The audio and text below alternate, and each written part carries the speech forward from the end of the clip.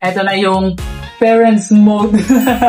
Nakauwi na si baby. Today is 1:42 na. Kasi nag-celebrate kami ng welcome home ni baby. And halos ngayon lang natapos and kakaligo ko nga lang. And susubukan natin mag-alaga kay baby kasi si Angelica antok na. Ako muna ang substitute, papatulugin ko lang yun ng 30 minutes tapos ikaw na ulit, tulog na ako. Heto ang first 24 hours sa buhay ko na magiging tatay ako. Maraming mababago sa buhay ko, lalo na sa mga nakasanayan ko. Maraming adjustment ang mangyayari. Kaya ang tanong, kakayanin ko ba? Si baby. Alalay, baby na yan. Good luck. Ito yung first 24 hours natin. Pag first 24 hours pa, medyo magangapa pa. 48 hours na, medyo okay na. Hanggang magtagal na magtagal, okay na. Kaya i-document natin yung first 24 hours na yan. Papalitan natin ng diaper ang ating baby. So, kailangan daw wipes ang pampunas. EQ. Paano yun ano? Paano yun ano? Mali. Sige, tanggalin mo. Paano ito tanggalin? Tanggalin mo. Kaangat ito, gagawin. Sige, try mo. Huwag mo nang parasin yung dyan. Oh, baby, sorry, baby. Ang papa di marunong. Dahan-dahan. Ay. Siyempre, baby Alam ko yan. Tamo nag-aaway pa. Ay, may ihi. Ay, ihi. Hindi, ano daw? No? Hindi ka matulog. Oo. Ito. Tama yan. Ito ang sa likod. Anong sa likod? Ito? Oo. Huwag mo muna ilagay. Ano silbi ng wife? Ay, sauce! Kaya naman ka naman. Hindi marunong. Ay, aroy, hindi ganun, Jai. Paano? Siyempre, hindi ko pa alam. Isang wipe lang. Ganun. Sige, tapos, isang ganun lang. Kasi bawal siya ibalik-balik. Okay. Magkaka-infection ang ano yan. Mission succeed, Unang diaper, Unang diaper, mission succeed, Siyempre, ngayon ko palang nagagawa, first time pa lang, di ba? Magre-reklamo ka kung matagal. Ano gusto mo, madalian ko yan, tapos hindi komportable si baby. Patitiin mo na yan. Ay, palamig siya, okay lang to? Hindi, syempre. Magpapainit ka ng tubig. So, nagbugas muna tayo ng kamay, tapos magpapainit. Ang tagal ko daw magkasikaso ng dede, nakatulog na si baby. Baka busog pa yan. Hindi, Jai. Every 2 hours dapat. Sabi nito, kahit tulog, kailangan ka bebe. Gigisingin natin si baby. Oh, na to baby. So, mag-asikaso tayo ng gatas niya. Malamang first time pa. Bakit yung first time ka magaling ka na agad? Hindi. Oo, di ba? Turuan nyo kami kung ano ba yung tama. Kung ano yung mali, kung ano yung tama, i-comment nyo. Hindi namin alam Oops, 30. Lagyan natin mainit na tubig, parang babad. Binababad na natin sa mainit na tubig. Oras na ng dede na baby, nakatulog na siya. Tagal ko kasi mag-asikaso Pwede na lang tayong umilit yung gatas. Alas 3 na. Pero wag masyadong sobrang init dyan. Kalagay ko pa ng buhay. Ay, kala mo lang kahit kakalagyan mo lang. Ang bilis na mag-ano Tsaka, di mo pa siya lalagyan ng pressure. Nagkatagalan yan matulaw shake. Pero wag grabe yung pag-shake Shake na natin. Shake mo na. Yan na, nagkakuwag na siya. Time is up na daw.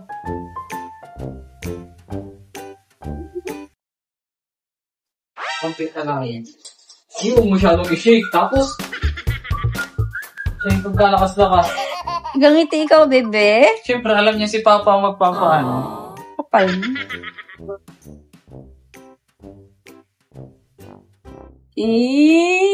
Walang karga ng Papa. Kaya mo? Kaya ko, pero feeling ko mababalik mo sa akin. Pero normal yung ganito. Ganyan siya. Tapos kapag magpapadala ikaw, huwag nang basta higa na snatch Ganda? Hindi! Yan. Kapag hindi niya sinisip-sip, ikot-ikotin mo. Ang first time makarpo ng popo. Jay, parang ano na siya, uswad dyan. Hindi kasi ganyan dyan. Hawakan mo siya sa ilalim. Talaga. Hindi isang parang ganyan pala. Okay. Okay. Mahalay ka pala, baby. Jay, kawawa ng baby, Jay. Sorry na, di pa marunong si Papa. Hindi ko marunong si Papa.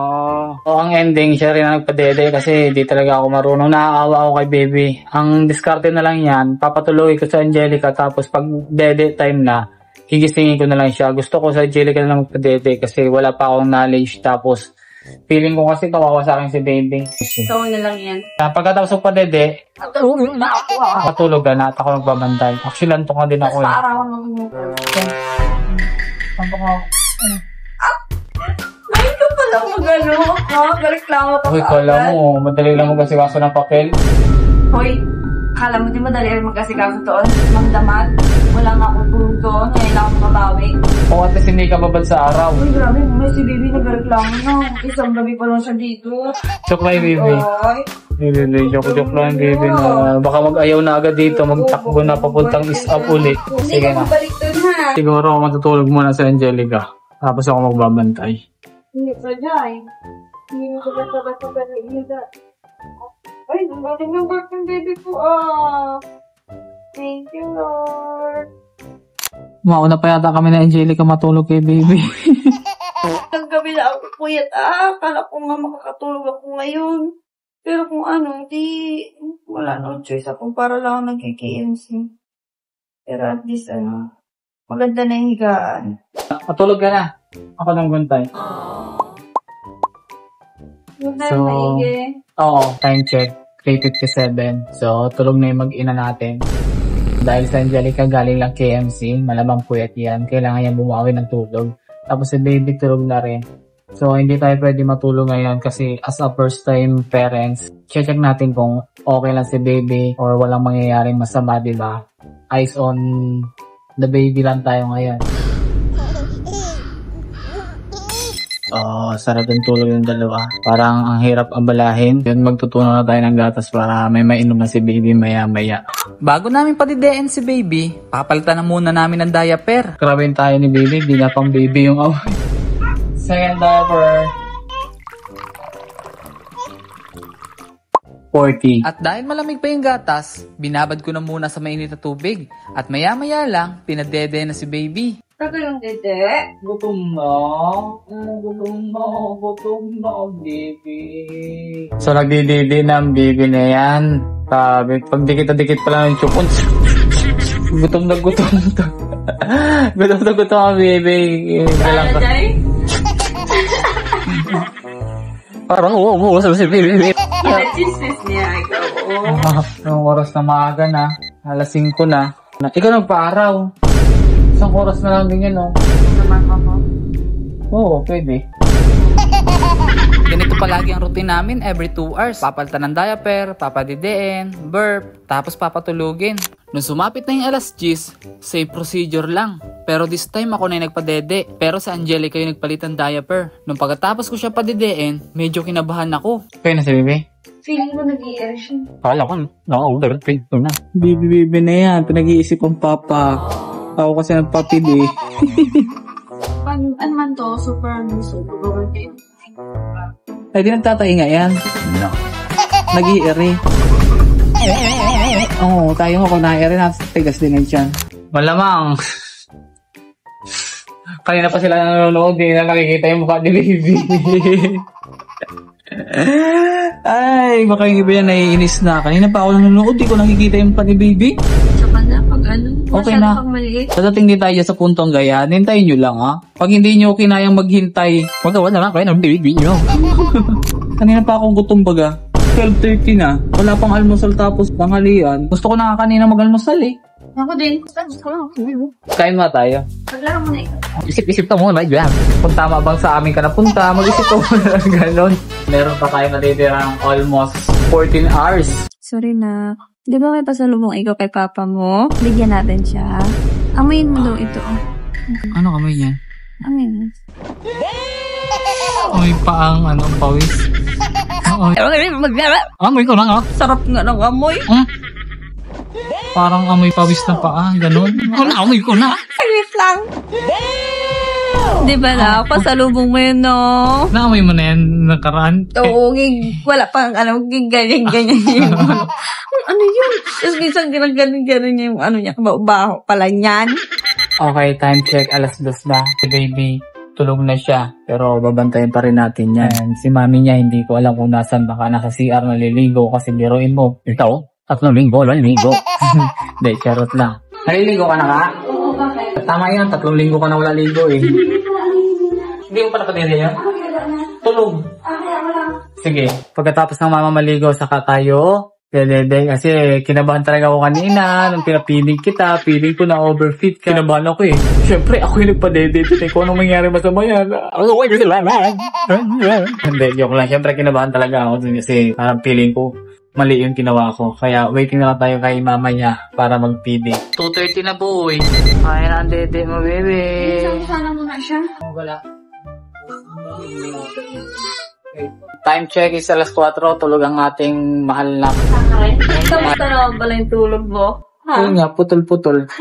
Sabi Okay ko, lang sa'yo, gano'n na tayo araw-araw. ay hindi man araw-araw yan. Ano lang yan? Hindi, pansamantala, sabihan sa samantala, okay lang tayo. Oo eh. Mga 3 months lang yan si Didi. January, okay na yan. Gising na si Cordapia. Gusto na si Sayaw-Sayaw. Konti lang tulog na to. Buti lang, ngayong maghapon, 1 beses pa lang kayo nagsayaw-sayaw. Bibili muna tayo ng gatas mo, ha? May pabili ka na. Gatas nga daw. Pagkalipas lang ng ilang minuto ay dumating na agad ako. Dala ang Wilkins, gatas, tapos diaper. At dahil galing tayo sa labas, ay maliligo muna ako ng alcohol para safe ba? Premature yung baby natin eh. Bakit ang liit? May iba meron. Pero 900 lang. Try lang din pati natin. Time check, 8:18. Eh, girls, kay Angelica may tulog ako. Ngayon maghapon, wala. Yung buong clip natin yan, legit yan, na talagang wala pa ako tulog. And yung tulog ko lang yung time na 2 hours. 2 hours pa lang tulog ko, guys. 8 na, padede time na kay baby. And inaasikaso lang na Angelica yung chupon. Para pagkatapos namin kumain, padede si baby. Kaso ang sarap ng tulog niya, kaya kami muna, baby, magkain na. Ha? So yun na, nai-ready na ni Angelica itong chupon niya, nahugasan na lahat. Itigba tayo ng nan. Prenan. Ito yung gatas niya. Ito yung gatas niya pang premature. And nagpa-consult kami sa pinakauna. Bigyan ni baby. So yan yung binigay. Online consultation and yun. Thanks God. Ang babait ng mga taong binibigay sa amin ni Lord.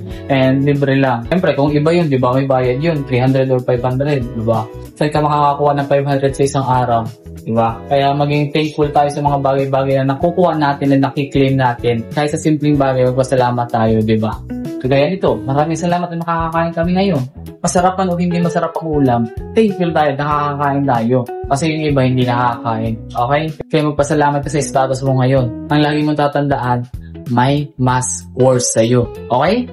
Tara, kain na tayo. Ang dami mo sinasabi. Baka gutom lang ito.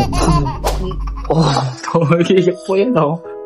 Kasi 3rd month bukas ni baby. Sinabi ko di handa nag-iiyak kayo. Sabi daw, hindi mo love si baby. Nag-iiyakan pa nga kami sa simpleng biro ko.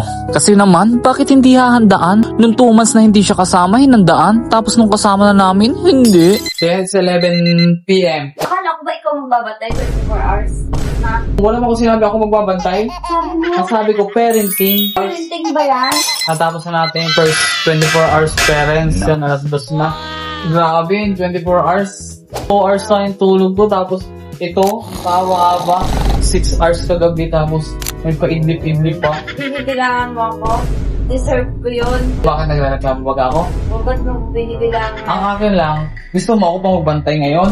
Hindi na mo ako nakakapagsalita na yung anak ko mo. Sabihin niya, balik nyo na lang ako sa Nico. Ikaw naman ang magano ngayon. Ako naman ang tutulog. Para makabawi. Para bukas ako alternate lang. Okay? Yun lang naman ang routine namin. Timpla, dede, burp, tapos palit diaper, tapos Alam mo, tulog. maganda. Ano? Hindi siya nagpapaheling. Sobrang komportable ni baby dito sa bahay. Hindi siya nagpapakarga. Kinakarga lang siya kapag dedede, di ba?